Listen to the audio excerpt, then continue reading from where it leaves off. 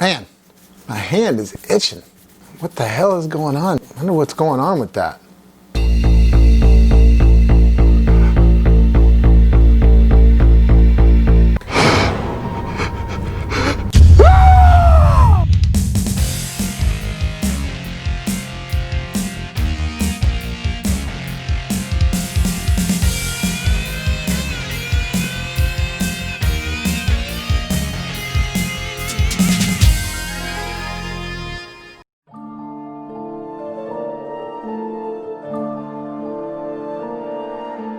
So I put my hands up to play on my song, but it's like... Oh, hey, what's up, guys?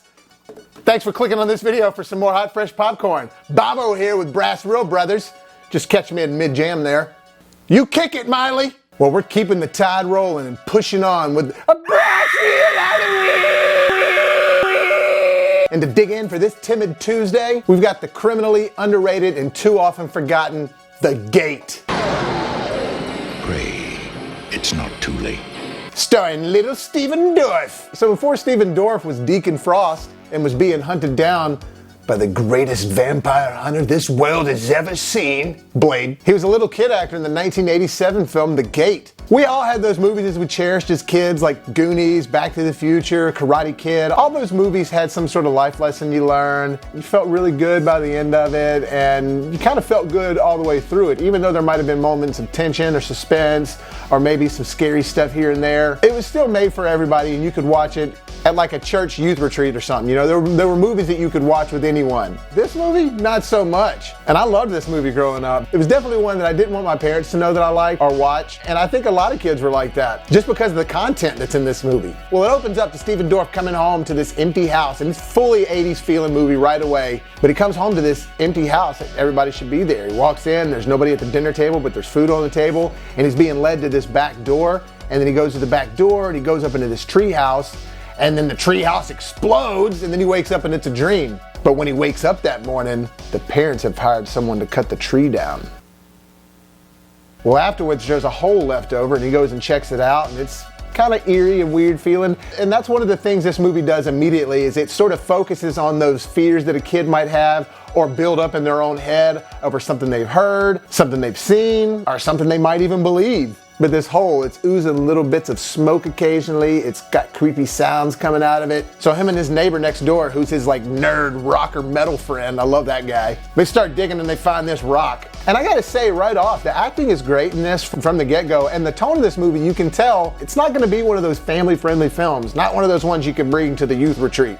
But the kid's got good parents, the dad's trying to be a good dad to the kid because the kid's talking about his friend telling him that there was dead bodies buried in the wall of their house and all this, you know, random stuff but every kid growing up, you hear urban legends about your neighborhood, all these stories that people start telling, all these folk tales that are all fake, but occasionally one of them is true. You got demons. But the movie's really based on the fact that the parents go out of town and leave these kids alone. And Stephen Dorff has a sister, she's throwing a party at her house. Well, as they're throwing this party, little Stephen and his friend are upstairs playing with that rock. And they decide to crack it open, and it does some little mystical things. And downstairs, the kids are trying to have this like seance or something like that. And ultimately, they pull Stephen Dorff down in there and convince him to come and be a part of this seance where they're trying to levitate a bunch of people, and they end up levitating Stephen Dorff, and he freaks out. And again, you get to see the acting chops on this kid. Actually, everybody in this movie is a really good actor because it's not going for that cheeseball acting that's going to be safe. It's actually serious. You believe it. You don't feel like you're watching kid actors. What they didn't realize is when they were messing with poor little Deacon Frost and they made him cry, they opened up the gate. And all kind of crazy stuff ensues. They capture these moths. Moths start coming out of the hole. The moths start getting bigger. They have this bug zapper that keeps going off that sort of like mimics what the tree did in Poltergeist. The movie slightly itself mimics some things Poltergeist did, but I don't think it was mimicking what the movie did. I think it was just following what a lot of the lore says that kind of stuff is based on. But the neighbor friends stay in the night, and he starts hallucinating and seeing his dead mom that turns out to be the dead dog. That kind of freaked me out, like Masters of the Universe did, where, you know, you're seeing the idea of your parents being dead and then you're seeing them again. Basically, the nerd rocker neighbor friend figures out through his rock metal albums that there's all this demonic stuff going on and they have to play the record backwards and stuff like that. Boy, I'm sure that didn't piss off a bunch of moms back then. But the more they tamper with this whole thing, the more they open up this gate. Even though they think they're trying to close it and they think that they're doing the right things, they're just opening it up more and more. Well, before you know it, the gate's open, there's moths attacking them in their room, the window breaks like poltergeist, there's demons trying to grab them from under the bed. They go up to try to wake up the neighbor friend in the bed, but they realize that he's right behind them, and in the bed, it's the dead dog again!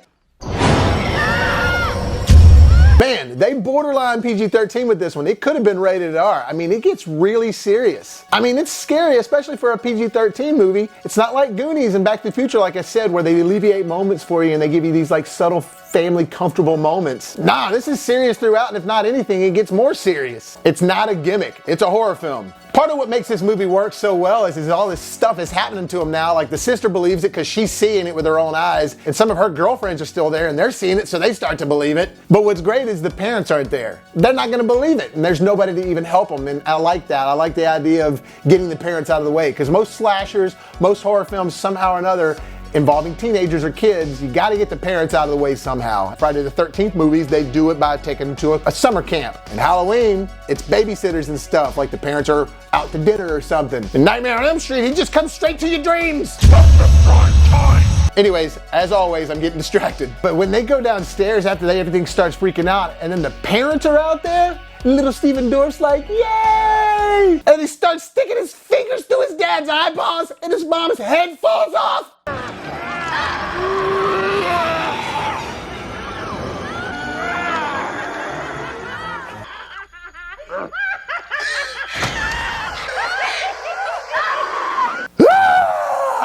Even this time rewatching it, I was just like, oh my God! This movie's hardcore, man. And still, not one shred of comic relief yet. It's actually more serious than I remembered it being as a kid. I kind of remembered this being like an intro to a horror film, but maybe I was watching it with friends or something and like not really paying attention to it, because like if I was by myself as a kid watching this growing up, it would have freaked me out, man. I would have never slept.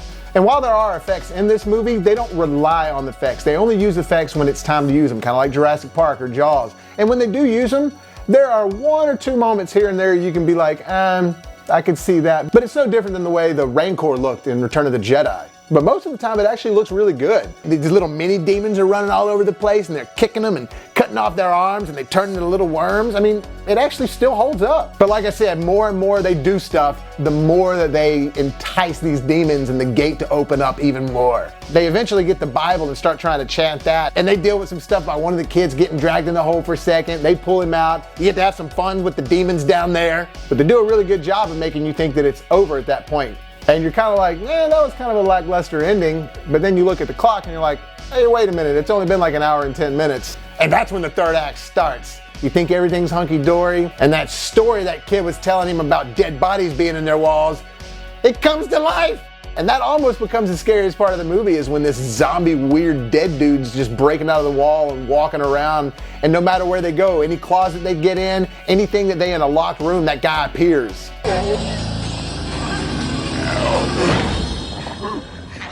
Again, as a kid, scary. But man, it just keeps layering on more freaky stuff, more freaky stuff.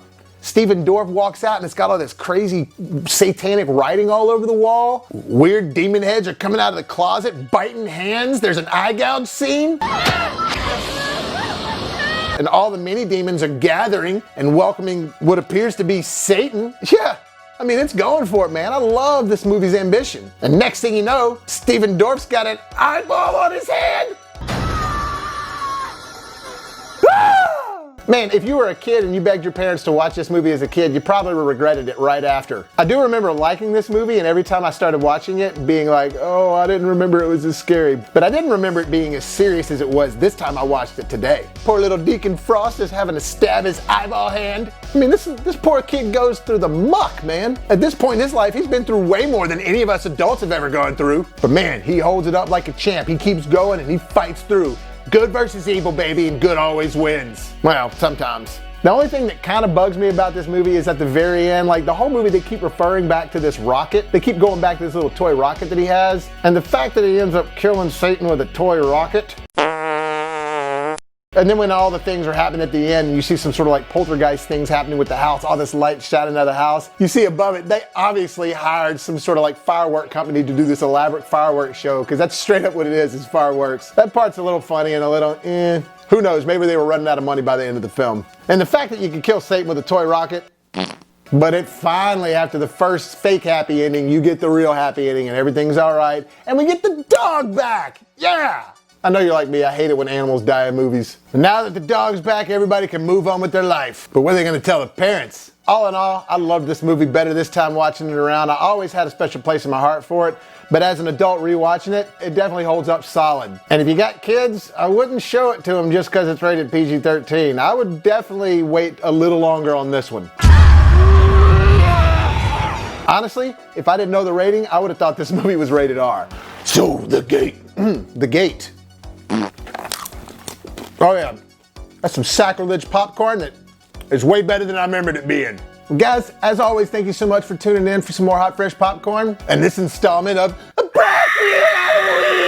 Make sure you tune in tomorrow for another BrassReel review where me and Andre discuss another horror film. Look for BrassReel Brothers on Facebook, look for Bobby Williams on Facebook, and you can find me on Twitter, BrassReel Bobby at BrassReel. Make sure you hit that like and subscribe button so you can help us get super famous. We're gonna try to get to 200 subscribers by the end of this month, so help us out. And remember, if life gives you lemons, make some hot, fresh popcorn.